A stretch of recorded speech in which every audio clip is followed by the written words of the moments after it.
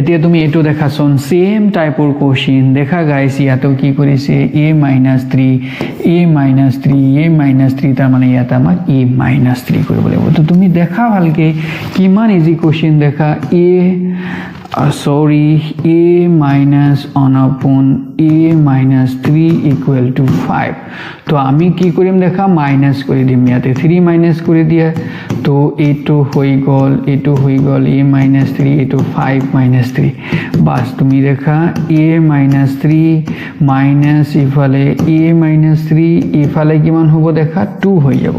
তো আমাক এতিয়া কিউবৰ ভ্যালুটো লাগে তুমি দেখা ইয়াতে কিন্তু সেই প্লাসৰ যদি প্লাস থাকিলতেন তেনেহলে কিন্তু ইয়াৰ ভ্যালু সিধা 2 হলেহেতেন কিন্তু ইয়াতে কি হৈ আছে মাইনাস আছে মাইনাস এইটো আছে তাৰ মানে আমাৰ কোনটো ফরম্যাট হ'ব তুমি দেখা কোনটো ফরম্যাট হ'ব এইটো ফরম্যাট দেখা এইটো x minus 1 upon x is equal to k হলে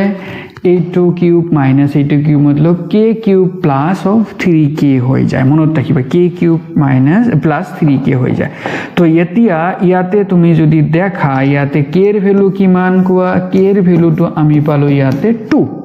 তো ইয়াতে আমি বহাই দিম হেতু তাৰ মানে ইয়াৰ ভ্যালুটো ফর্মুলা মতে কি হ'ব k cube plus of 3 of k হ'ব k मतलब 2 तो 2 cube plus 3 into 2 তাৰ মানে এটো 2 cube मतलब কিমান কোৱাচোন 8 plus 6 তাৰ মানে কিমান হৈ যাব 14 তাৰ মানে 14 হ'ব ইয়াৰ आंसर তাৰ মানে কোনটো অপশন কারেক্ট হ'ব দেখা লাস্ট অপশন কি হৈ যাব কারেক্ট হৈ যাব বুজি পালা একো নাই জাস্ট আমি এই ফর্মুলাটোকে ইউজ কৰিছো যদি x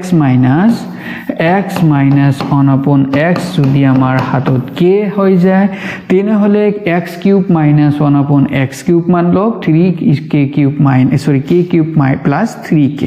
বাস মনত ৰাখিবা আৰু যদি ইয়াতে প্লাস থাকিল হেতেন তেনেহলে কিন্তু ইয়াতে মাইনাস হলহেতেন ফর্মুলাটো কেটা জাস্ট মনত ৰাখিব লাগে